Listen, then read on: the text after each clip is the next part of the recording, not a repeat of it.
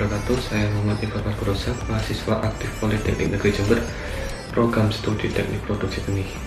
Nah, sesuai judul video ini, saya akan menjelaskan tentang cara pembuatan pupuk organik dengan bahan jerami.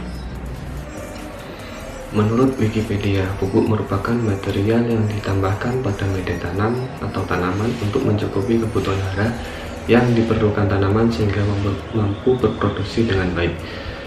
Pupuk sendiri dibedakan menjadi dua, yaitu pupuk organik dan pupuk anorganik. Nah, untuk video kali ini saya akan menjelaskan proses pembuatan pupuk organik dengan bahan baku jerami. Menurut riset para ahli, pada umumnya tanaman tidak bisa menyerap 100% pupuk kimia. Selalu akan ada residua atau sisa-sisanya. Nah, sisa-sisa pupuk kimia yang tertinggal di dalam tanah ini bila telah terkena air akan mengikat tanah seperti lem atau semen. Nah, setelah kering, tanah akan lengket satu dengan yang lain, dan pada akhirnya tanah tersebut akan keras. Dan ini 7 dampak serius penggunaan pupuk kimia yang terus-menerus. 1. Kondisi tanah menjadi keras. Yang kedua, tanah semakin lapar dan haus pupuk. Yang ketiga, mikroorganisme tanah semakin menipis. Yang keempat, banyak mikroorganisme yang merugikan berkembang biak dengan baik. Yang kelima, semakin miskin unsur hara baik makro maupun mikro. Yang keenam, tidak semua pupuk dapat diserap oleh tanaman. Dan yang terakhir, banyak residu pestisida dan insektisida yang tertinggal dalam tanah. Penggunaan pupuk kimia juga berdampak pada lingkungan. Penggunaan yang terlalu banyak akan mengakibatkan eutrofikasi. Pupuk kimia mengandung zat seperti nitrat dan fosfat. Zat ini menjadi racun untuk kehidupan akuatik. Dengan demikian meningkatkan pertumbuhan yang berlebihan dari gagang di air dan menurunkan kadar oksigen. Hal ini menyebabkan lingkungan yang beracun dan menyebabkan kematian fauna di perairan. Pupuk kimia juga terdiri dari zat dan bahan kimia seperti metana, karbon dioksida, amonia, dan nitrogen. Hal ini pada saatnya akan mengakibatkan pemanasan global dan perubahan cuaca. Bahkan nitrous oxide yang merupakan produk sampingan dari nitrogen adalah gas rumah kaca ketiga yang paling signifikan setelah karbon dioksida dan metana. Apabila ketergantungan pada pupuk kimia tidak terelakkan, maka tanah pertanian kita semakin masuk dalam lingkaran setan. Maka semakin banyak tanah yang semakin rusak, dan tanah yang semakin rusak akan membuat petani semakin bergantung pada pupuk kimia. Itulah yang terjadi pada hampir semua lahan pertanian di Indonesia. Fakta-fakta ini mengkhawatirkan dan perlu diambil langkah serius sesegera mungkin untuk menghindari akibat yang lebih parah. Upaya peningkatan produksi pangan yang salah dengan tingkat ketergantungan yang tinggi terhadap pupuk kimia memberikan dampak negatif yang berlanjut pada pertaruhan nilai kesehatan manusia akibat residu pupuk kimia tersebut. Dampak serius terhadap lingkungan menyebabkan penurunan kualitas produksi akibat kerusakan unsur hara tanah yang diikat oleh residu kimia dari tanah. Wajar jika kini ternyata petani semakin kehilangan kesuburan tanahnya. Di satu sisi, kemampuan produktivitas tanah semakin menurun. Di sisi lain, untuk mempertahankan produktivitasnya, coba digenjot dengan pemakaian pupuk kimia yang semakin meningkat. Artinya, penghasilan petani semakin menurun akibat menurunnya produktivitas tanah seiring dengan meningkatnya biaya akibat meningkatnya kebutuhan pupuk kimia tersebut. Hal semacam ini tentunya akan berdampak pada petani itu sendiri. Karenanya petani harus diberikan pemahaman tentang dampak atau efek dari penggunaan pupuk kimia secara berlebihan. Sebaliknya, jika para petani menggunakan pupuk organik, manfaat yang diperoleh cukup besar. Selain baik bagi tanaman, juga akan baik bagi lingkungan sekitar dan dapat diandalkan untuk jangka panjang.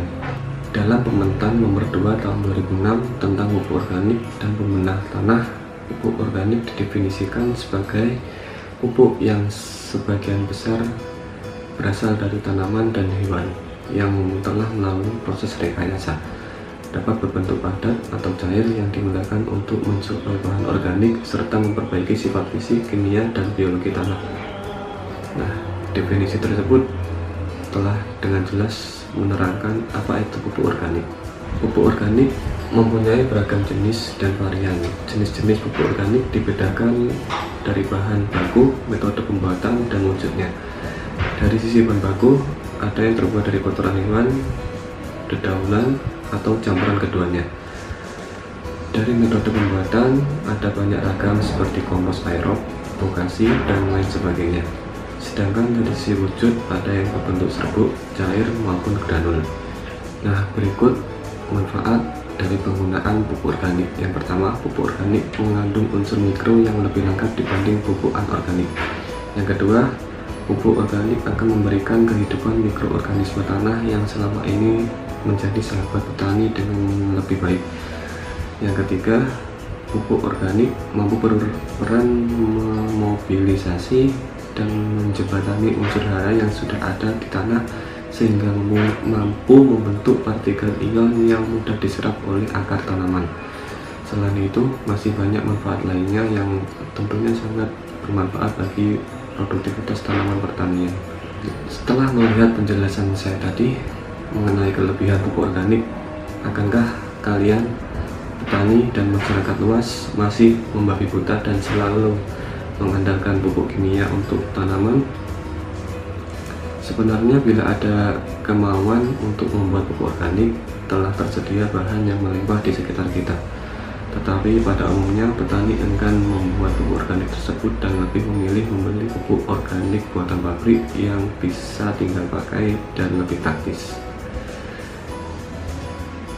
Selain itu, ada beberapa alasan tersendiri kenapa petani enggan menggunakan pupuk organik. Nah, di sini saya akan menyebutkannya satu per satu. Yang pertama, takut mencoba. Yang kedua, takut gagal. Yang ketiga, tidak percaya diri kalau tinggalkan pupuk kimia. Nah, ada juga mitos. Yang pertama, makin banyak pupuk kimianya, makin bagus hasilnya.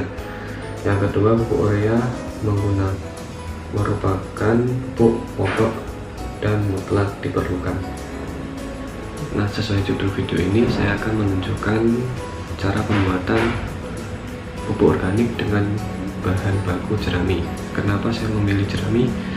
Karena banyak petani yang tidak mengetahui manfaat jerami itu sendiri dan lebih memilih membakarnya. Padahal dengan kita membakar jerami di lahan, kita dengan sengaja membunuh mikroorganisme yang sangat bermanfaat bagi kesuburan tanah. Nah, berikut video penjelasan tentang cara pembuatan pupuk organik dengan bahan baku jerami. Bahan berupa jerami dan pupuk kompos jadi, serta alat terpal, ember, cangkul, dan bambu. Lalu ikuti langkah-langkah berikut ini.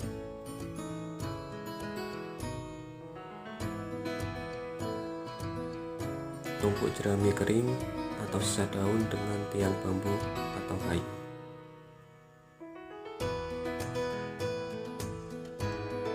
Kemudian tutup dengan pupuk kompos jadi.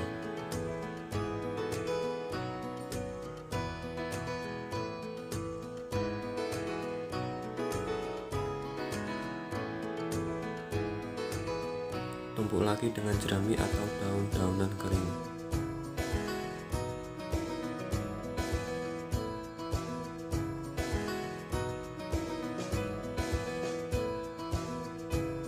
Ulangi metode ini sampai 4 atau 5 susunan.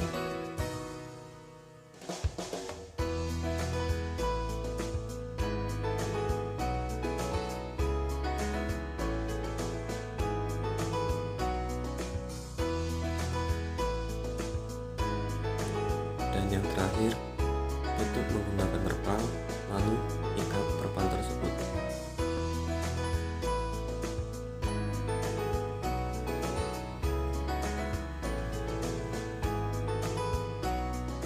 Kemudian diamkan selama 30 hari.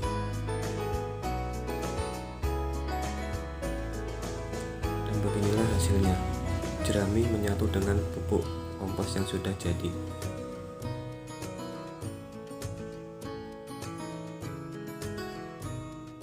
Dan ini adalah bukti efektivitas pupuk kompos yang berasal dari jerami terhadap tanaman pertanian.